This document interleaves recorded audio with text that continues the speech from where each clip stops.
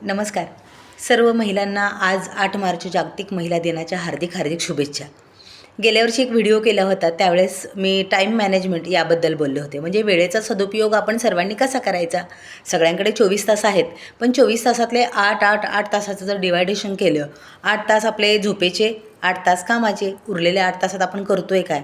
म्हणजे ह्या 8 तासाचं गणित फार महत्त्वाचं आहे. मी खरं ह्या वर्षभरातला माझा एक अनुभव तुमच्याशी शेअर करायचा योग आज आहे. मला सांगायचं असं होतं की जर आपण एखादा व्यवसाय निवडत असेल किंवा एखादा व्यवसाय करायची इच्छा असेल, तर तो व्यवसाय करताना कशा पद्धतीनं त्या व्यवसायाची माहिती घेतली पाहिजे, सगळ्यात महत्त्वाचं आहे. महिला आज वेगवेगळ्या क्षेत्रामध्ये भरपूर काम करण्याचा किंवा भरपूर व्यवसाय करण्याचा प्रयत्न करत आहेत. मग तो व्यवसाय करत असताना आपण त्या व्यवसायामध्ये कशा पद्धतीनं आपण पुढे जाऊ शकतो, ह्याची माहिती घेणं तर महत्त्वाचं आहे ना. तर माझा एक स्वतःचा अनुभव असा आहे. गेल्या वर्षी मी जेव्हा आदरणीय श्री धैर्यशील भैया मोहिते पाटील यांच्या वतीनं खासदारांच्या वतीनं अभ्यास दौरा जो गुजरातला होता, त्या गुजरातच्या अभ्यास दौऱ्यामध्ये माझी निवड झाली होती.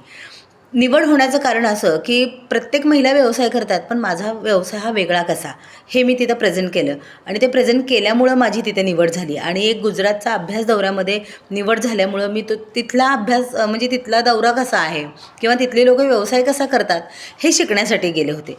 मी तिथे शिकून आले आणि आल्यानंतर एक कळलं की ते किरकोळ विक्री करत नाही आहेत, तर ते डायरेक्ट डिस्ट्रीब्युटरशिप सेल करतात.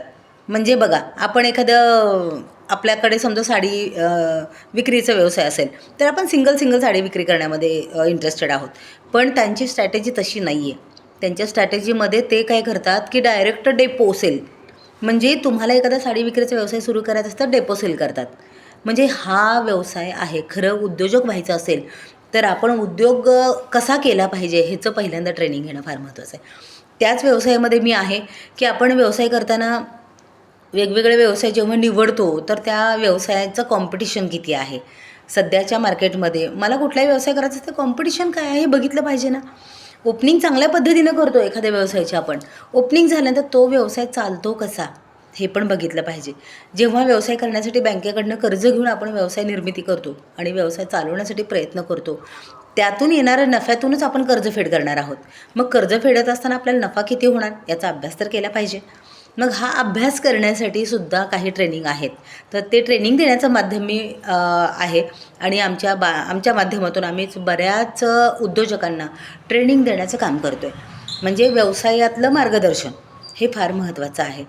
व्यवसाय निवडताना कसा निवडला पाहिजे, त्याचं नफा तोटा पत्रक कशा पद्धतीनं असेल, कॉम्पिटिशन्स कशा असतील, त्या कॉम्पिटिशनमध्ये माझा व्यवसाय टिकेल का आणि टिकवण्यासाठी मला काय स्ट्रॅटेजी वापरली पाहिजे, हा देखील तितकाच महत्त्वाचा आहे. मी डायरेक्ट सेलिंग व्यवसायामध्ये काम करत असताना मला ह्या सगळ्या गोष्टी शिकायला मिळाल्या आणि ह्या गोष्टी शिकत असताना दिग्गजांचे म्हणजे अगदी तज्ज्ञ मंडळींचे मार्गदर्शन मला मिळाले. त्यामुळं मी माझ्या ज्या मैत्रिणी आहेत, माझ्या ज्या महिला मैत्रिणी आहेत, ह्या सर्वांना मी सांगू इच्छिते की जर तुम्हाला घरी बसल्या बसल्या, बघा मी ही गृहिणी आहे, मी सर्व्हिस करते, त्याच्यानंतर मी माझा व्यवसाय पण करते, म्हणजे 3 टप्प्यामध्ये मी काम करते. हे टप्प्यामध्ये काम करत असताना माझी तेवढीच तारांबळ होत असेल ना. तर हे होत असताना मी एक व्यवसाय करण्यासाठी काय पद्धतीनं केलं पाहिजे, काय स्ट्रॅटेजी वापरली पाहिजे ती मी शिकली आणि माझा व्यवसाय खूप चांगल्या पद्धतीने चालू आहे. हा डायरेक्ट सेलिंगचा व्यवसाय हा भविष्यातल्या तरुण युवतींना, आताच्या महिलांना, आताचे जे कोणी बेरोजगार युवक युवती आहेत त्यांच्यासाठी खरंच नक्की चांगला व्यवसाय आहे, हे मी खात्रीशीरपणे सांगू शकते. तुम्ही सर्च करू शकता डायरेक्ट सेलिंग बिझनेस. मग ह्या व्यवसायाचं जे गणित आहे ते शिकणं महत्त्वाचं आहे. त्यासाठीच सर्वांनी शिकण्याची इच्छा ठेवावी, व्यवसायाचं मार्गदर्शन घ्यावं आणि व्यवसायामध्ये गुंतवणूक करताना जे काही भांडवल लागतं तर ते भांडवल उभारणी करू शकतो का, केली तर तो व्यवसाय चालू शकतो का, ह्या सगळ्या गोष्टींचा इत्थंभूत अभ्यास करूनच आपण एखादा व्यवसाय निवडावा अशी माझी कळकळीची विनंती आहे. आणि ज्या महिलांना किंवा प्रत्येक आईला वाटते की माझा मुलगा चांगला काम करावा, चांगले पैसे कमवावेत. आता नोकऱ्यांच्या संधी किती आहेत हो, नोकरीमध्ये कपात चालू आहे बऱ्याच ठिकाणी. आता समजा उदाहरण म्हटलं तर कारखाने फार कमी दिवस चाललेत, मग त्या उरलेल्या ब्रेकमध्ये त्या लोकांनी करायचं काय. ज्या महिला गृहिणी काम करतात त्यांच्या व्यवसायामध्ये बऱ्याचशा स्पर्धा चालल्यात, म्हणजे पार्लर असू द्या, शिवण क्लास असू द्या, जे काय असेल त्यामध्ये सुद्धा कॉम्पिटिशन वाढलेलं आहे.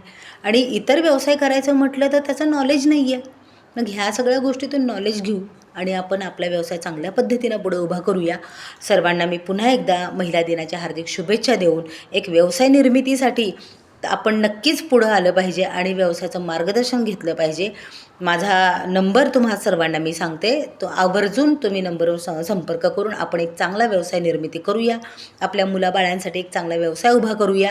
माझं कुटुंब चांगल्या पद्धतीनं कसं पुढं जाईल आणि माझ्या कुटुंबासोबत मी इतर कुटुंबांना कशा पद्धतीनं पुढे नेईन हा विचार करण्याची वेळ आलेली आहे. एक चांगला व्यवसाय आपण उभा करूया. नक्कीच याचं मार्गदर्शन तुम्हाला मिळेल. सर्वांनी ह्या संधीचा लाभ घ्यावा हीच नम्रतेची विनंती आणि पुन्हा एकदा शुभेच्छा. धन्यवाद.